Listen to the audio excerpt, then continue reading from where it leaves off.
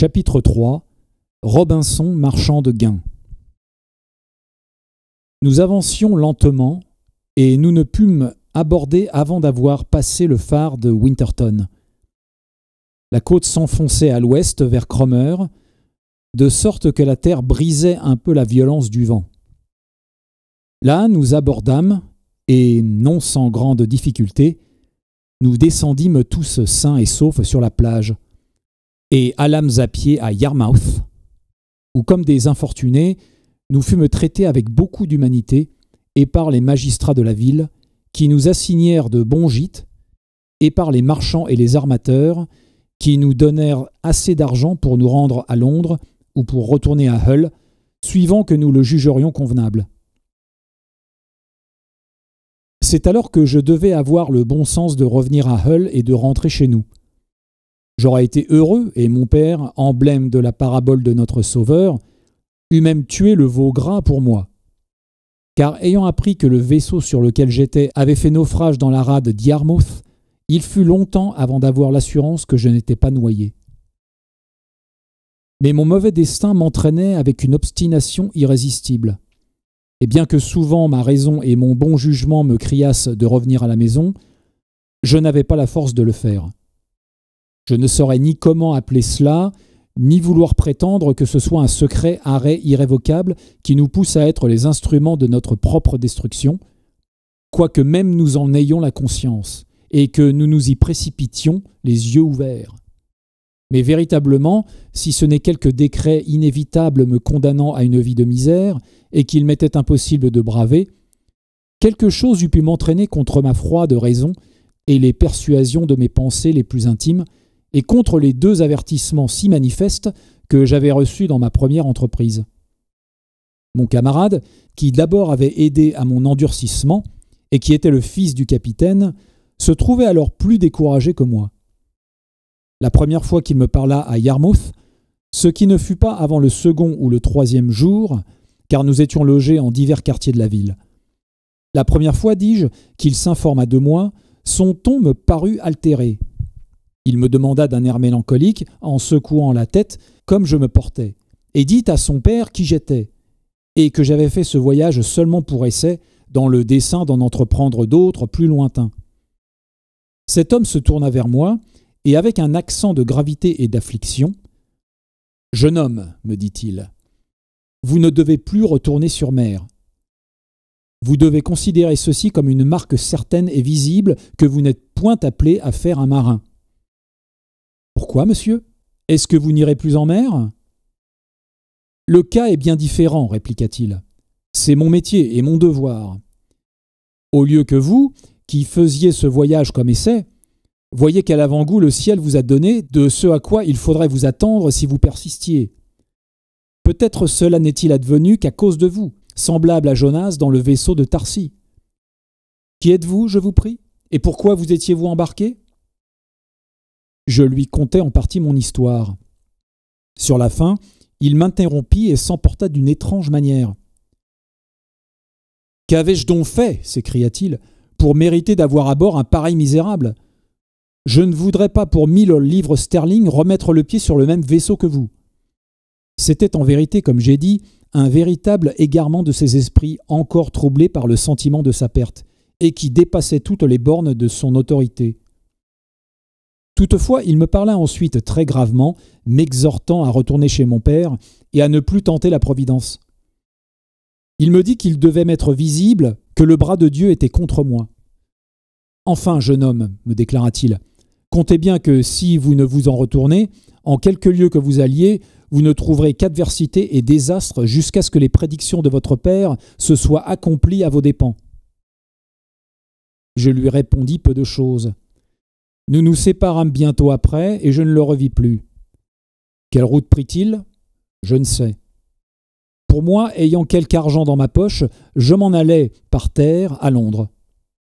Là comme sur la route, j'eus plusieurs combats avec moi-même sur le genre de vie que je devais prendre, ne sachant si je devais retourner chez nous ou retourner en mer. Quant à mon retour au logis, la honte étouffait les meilleurs mouvements de mon esprit, et lui représentais incessamment combien je serais raillé dans le voisinage et serais confus non seulement devant mon père et ma mère, mais devant même qui que ce fût. D'où j'ai depuis souvent pris occasion d'observer combien est sotte et inconséquente la conduite ordinaire des hommes, et surtout de la jeunesse, à l'égard de cette raison qui devrait les guider en pareil cas. Qu'ils n'ont pas honte de pécher, mais qu'ils l'ont de se repentir, qu'ils ne sont pas honteux de l'action qui devrait, à bon droit, les faire passer pour insensés, mais qu'ils le sont du retour, qui seul peut les faire honorer comme sages. Toutefois, je demeurai quelque temps dans cette situation, ne sachant quel parti prendre, ni quelle carrière embrasser, ni quel genre de vie mener. J'éprouvais toujours une répugnance invincible pour la maison paternelle, et comme je balançais longtemps, le souvenir de la détresse où j'avais été s'évanouissait, et avec lui mes faibles désirs de retour, jusqu'à ce qu'enfin je l'ai mis tout à fait de côté et cherchai à faire un voyage. Cette maligne influence qui m'avait premièrement poussé hors de la maison paternelle, qui m'avait suggéré l'idée extravagante et indéterminée de faire fortune, et qui m'avait inculqué si fortement ces fantaisies que j'étais devenu sourd aux bons avis, aux remontrances, et même aux ordres de mon père. Cette même influence, donc, quelle qu'elle fût, me fit concevoir la plus malheureuse de toutes les entreprises, celle de monter à bord d'un vaisseau partant pour la côte d'Afrique, ou, comme nos marins disent vulgairement, pour un voyage de Guinée. Ce fut un grand malheur pour moi, dans toutes ces aventures, que je ne fisse point à bord le service comme un matelot. À la vérité, j'aurais travaillé plus rudement que de coutume, mais en même temps, je me serais instruit des devoirs et de l'office d'un marin.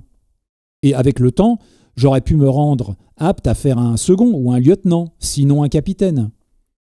Mais ma destinée était toujours de choisir le pire, parce que j'avais de l'argent en poche et de bons vêtements sur le dos. Je voulais toujours aller à bord comme un gentleman. Aussi, je n'eus jamais aucune charge sur un bâtiment et n'appris jamais à en remplir aucune. J'eus la chance, dès mon arrivée à Londres, de tomber en assez bonne compagnie, ce qui n'arrive pas toujours aux jeunes libertins sans jugement que j'étais alors. Le démon ne tardant pas généralement à leur dresser quelques embûches. Mais pour moi, il n'en fut pas ainsi. Ma première connaissance fut un capitaine de vaisseau qui, étant allé sur la côte de Guinée avec un très grand succès, avait résolu d'y retourner. Ayant pris goût à ma société, qui alors n'était pas du tout désagréable, et m'ayant entendu parler de mon projet de voir le monde, il me dit « Si vous voulez faire le voyage avec moi, vous n'aurez aucune dépense. Vous serez mon commensal et mon compagnon. Et si vous vouliez emporter quelque chose avec vous, vous jouiriez de tous les avantages que le commerce offrirait, et peut-être y trouveriez-vous quelque profit. » J'acceptai l'offre, et me liant d'étroite amitié avec ce capitaine, qui était un homme franc et honnête, je fis ce voyage avec lui, risquant une petite somme, que, par sa probité désintéressée, j'augmentais considérablement, car je n'emportais environ que pour 40 livres sterling de verroterie et de babioles qu'il m'avait conseillé d'acheter. Ces 40 livres sterling, je les avais amassés par l'assistance de quelques-uns de mes parents avec lesquels je correspondais, et qui, je pense, avaient engagé mon père, ou au moins ma mère, à contribuer d'autant à ma première entreprise. C'est le seul voyage où je puis dire avoir été heureux dans toutes mes spéculations, et je le dois à l'intégrité et à l'honnêteté de mon ami le capitaine. En outre, j'y acquis aussi une suffisante connaissance des mathématiques et des règles de la navigation. J'appris à faire l'estime d'un vaisseau et à prendre la hauteur. Bref, à entendre quelques-unes des choses qu'un homme de mer doit nécessairement savoir. Autant mon capitaine prenait de plaisir à m'instruire, autant je prenais de plaisir à étudier. Et en un mot, ce voyage me fit tout à la fois marin et marchand. Pour ma pacotille, je rapportai donc 20 livres, 9 onces de poudre d'or, qui me valurent à mon retour à Londres à peu près 300 livres sterling, et me remplirent de ces pensées ambitieuses qui, plus tard, consommèrent ma ruine. Néanmoins, j'eus en ce voyage mes disgrâces aussi. Je fus surtout continuellement malade et jeté dans une violente calenture par la chaleur excessive du climat. Notre principal trafic se faisant sur la côte depuis le 15e degré de latitude septentrionale jusqu'à l'équateur. Je voulais alors me faire marchand de Guinée, et pour mon malheur, mon ami étant mort peu de temps après son arrivée, je résolus d'entreprendre encore ce voyage, et je m'embarquai sur le même navire avec celui qui, la première fois, en avait été le second, et qui alors en avait obtenu le commandement. Jamais traversée ne fut plus déplorable, car bien que je n'emportasse pas tout à fait 100 livres sterling de ma nouvelle richesse, laissant 200 livres confiés à la veuve de mon ami, qui fut très fidèle dépositaire, je ne laissai pas de tomber en de terribles infortunes. Notre vaisseau, cinglant vers les Canaries, ou plutôt entre ces îles et la côte d'Afrique, fut surpris à l'aube du jour par un corsaire turc de Salé qui nous donna la chasse avec toute la voile qu'il pouvait faire. Pour le parer, nous forçâmes aussi de voile autant que nos vergues en purent déployer et nos mâts en purent charrier. Mais voyant que le pirate gagnait sur nous, et qu'assurément avant peu d'heures il nous joindrait, nous nous préparâmes au combat. Notre navire avait 12 canons, et l'écumeur en avait 18. Environ à 3 heures de l'après-midi, il entra dans nos eaux et nous attaqua par méprise, juste en travers de notre hanche, au lieu de nous enfiler par notre poupe, comme il le voulait. Nous pointâmes 8 de nos canons de ce côté et lui envoyâmes une bordée qui le fit reculer, après avoir répondu à notre feu et avoir fait faire une mousqueterie à près de 200 hommes qu'il avait à bord. Toutefois, tout notre monde se tenant couvert, pas un de nous n'avait été touché. Il se prépara à nous attaquer de rechef, et nous, de rechef, à nous défendre. Mais cette fois, venant à l'abordage par l'autre flanc, il jeta 60 hommes sur notre pont, qui aussitôt coupèrent et hachèrent nos agrès. Nous les accablâmes de coups de demi-pique, de coups de mousquet et de grenades d'une si rude manière que 2 fois nous les chassâmes de notre pont. Enfin, pour abréger ce triste endroit de notre histoire, notre vaisseau étant désemparé, 3 de nos hommes tués et 8 blessés, nous fûmes contraints de nous rendre, et nous fûmes tous conduits prisonniers à Salé, port appartenant aux morts. Là, je reçus des traitements moins affreux que je ne l'avais appréhendé d'abord. Ainsi que le reste de l'équipage, je ne fus point emmené dans le pays à la cour de l'empereur comme le reste de l'équipage. Le capitaine du corsaire me garda pour sa part de prise, et comme j'étais jeune, agile et à sa convenance, il me fit son esclave,